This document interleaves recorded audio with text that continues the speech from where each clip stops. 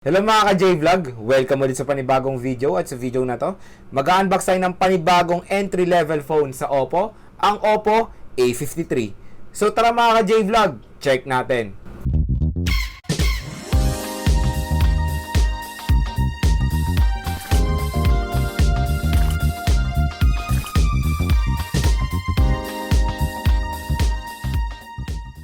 Shoutout kay John Marlo Obal, kay Joni Buhian, kay Allen Hibaya, kay Jonard Jr. at kay Butch Bautista.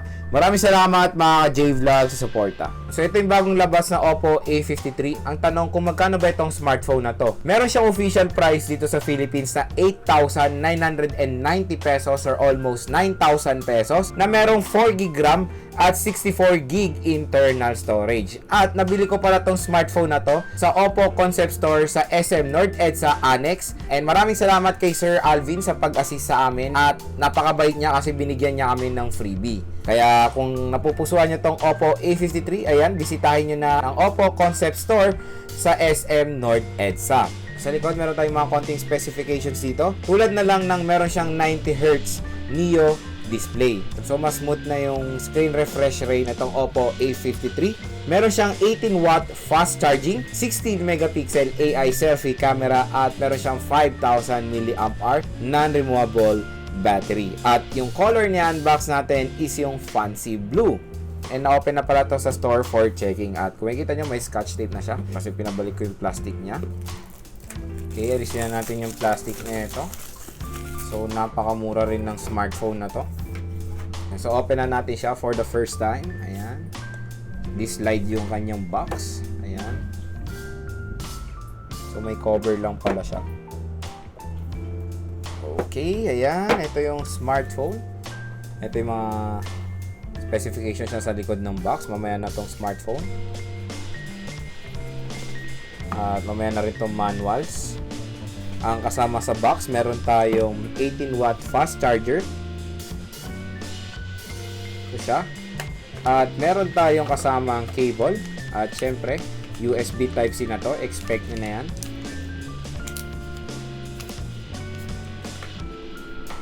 And yes, USB Type-C na. Itong si Oppo A53. At sad to say, absent dito si paring earphone. Nakakalungkot naman, wala na parati si paring earphone sa mga smartphone na in-unbox ko. Okay, dito naman tayo sa mga manuals. Ang tanong kung present ba si Maring Jelly Case, titignan natin yan ngayon na. At meron tayong SIM eject tool dito sa likod. At mukhang, ayun, present si Maring Jelly Case dito sa Oppo A53, buti na lang. Ayan, hello Mare. So nakakalungkot, wala si paring earphone. Meron tayong warranty card at yung kanyang quick start guide. So yun lang yung kasama sa box, wala nang iba. So, next naman, dito na tayo sa main event, yung phone. You know, ito na ang Oppo A53 in fancy blue. Kasi natin yung kanyang balot. Okay. At sa likod ng balot niya, nandito na kung anong SIM card slot siya. So, hindi siya hybrid SIM card slot, meaning pwede nyo siyang lagyan ng dalawang nano SIM at isang micro SD card ng sabay. So, napaganda niyan. At ito na yung color ni Oppo A53 in fancy blue in 3, 2, 1. Ay, wow! Ang ganda rin. Nice! Grabe! So, meron siyang glossy finish at napakaganda ng color na to mga ka-J-Vlog. So, napakaganda ng effect ng back cover niya pag tinitilt niya sa light. Ayan, ayan no? Diba? At meron siyang glossy finish kaya expect nyo na prone to sa mga fingerprint smudges. At meron na tayo dito.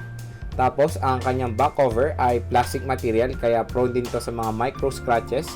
At feeling ko magiging visible dito yan. So, itong si Oppo A53 ay merong gradient color na pinagalong blue at parang silver. Ayan, dito sa taas, silver siya. Tapos dito sa baba, color blue. Ayan. Ang maganda naman dito sa frame niya, meron siyang matte finish na mas okay to sa grip. Very comfortable din siyang hawakan. At kung makikita nyo yung design ng back cover niya ay pa-curve. Yung edge. diba? So, yun nga, mas okay siyang hawakan. And good news, meron na siyang pre-installed na screen protector. Kaya hindi na kayo problema pag bagong bili itong smartphone na to. Meron na siyang protection out of the box. So, open na natin to. Oppo. So, habang nag-open, dito muna tayo sa physical buttons and support. Sa right side, meron tayo ditong power button. Sa taas naman, wala tayong makikita. Sa left side, nandito ang kanyang SIM card slot at ang volume rocker. Sa baba naman ng smartphone, meron tayong 3.5mm headphone jack, microphone, USB Type-C port at speaker grills. At ang cute din nung frame niya kasi meron ding gradient color. Ayan, kung makikita nyo. Diba? Nag-iiba-iba ng kulay. So, yun. Diba? So, itong si Oppo A53 ay merong premium look para sa akin.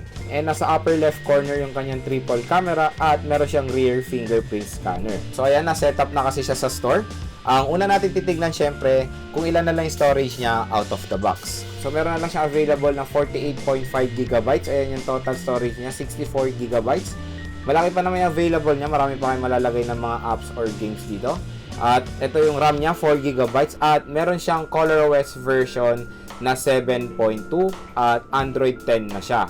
Siyempre, ang unang napansin ko dito sa smartphone na to ay meron na rin siyang full view display. Dahil itong si Oppo A53 ay meron na rin punch hole display. So, para sa akin, mas okay yung ganitong design ng mga smartphones. Yung front camera nila nasa upper left corner lang. So, try natin si Maring Jelly Case. So, maganda naman kay Marin Jelly Case, transparent siya, kaya makikita nyo pa rin yung napakagandang design ng Oppo A53 nyo. At kung makikita nyo naman, grabe oh. Ganda talaga ng design ng smartphone na to. Sobrang natutuwa ako.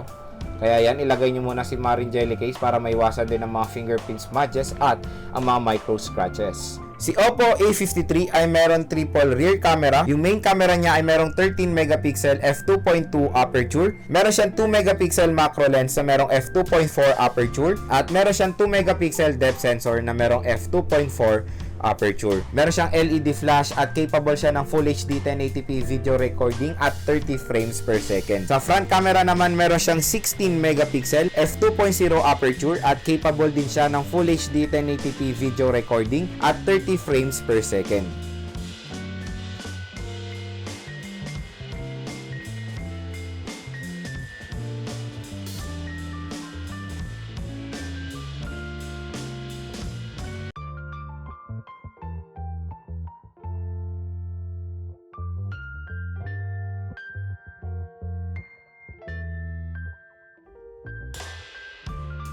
Sa display, meron siyang 6.5 inches IPS LCD display na merong resolution na HD+ 720 by 1600 pixels na merong 270 pixels per inch.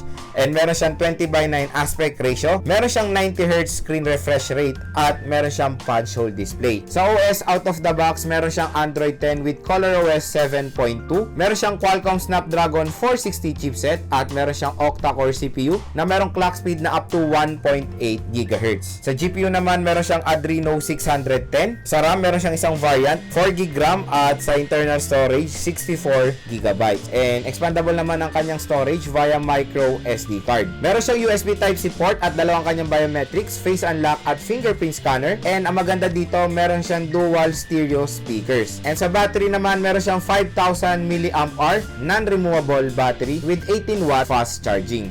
So mga J-Vlog, share ko lang sa inyo yung first impressions ko dito sa Oppo A53 number 1 sa kanyang screen size. Malaki na rin yung screen size na ma-offer ng smartphone na to, nasa 6.5 inches. So para sa akin, perfect talaga sa mga smartphones ngayon yung merong malalaking screen size para mas ma-enjoy nyo pag naglalaro kayo or pag nanonood ng movies.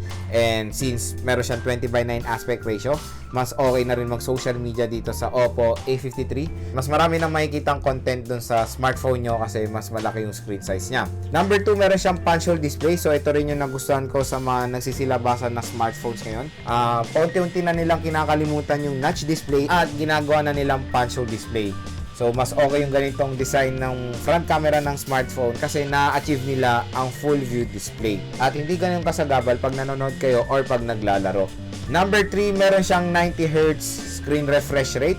Ito rin yung nakakagulat sa smartphone na to. Pero yung entry level siya, pero mataas na ang screen refresh rate niya. Nasa 90Hz na. Bira lang natin makikita yung ganitong screen refresh rate sa kanyang price segment. So, expect nyo na mas smooth na yung pag-navigate nyo dito sa Oppo A53. Salamat sa kanyang 90Hz display. At syempre, napakalaking tulong din yung 90Hz screen refresh rate pag naglalaro kayo. Number 4, meron siya malaking battery capacity na 5,000 mAh. Kaya expect nyo na maganda rin ang battery performance na ito at matagal din malobat itong si Oppo A53. So, inabangan nyo sa ating full review, iba-battery test natin itong smartphone na to. Pero specs wise, malaki na ang 5,000 mAh battery. Number 5, syempre meron siyang 18W fast charging. So, perfect na terno yan sa kanilang malaking battery capacity. Kaya no need to worry kahit na malobat. Etong si Oppo A53, mabilis din naman siya mag full charge salamat sa kanyang 18W fast charging. So, malaki na nga battery capacity niya, mabilis pa ang kanyang charging rate.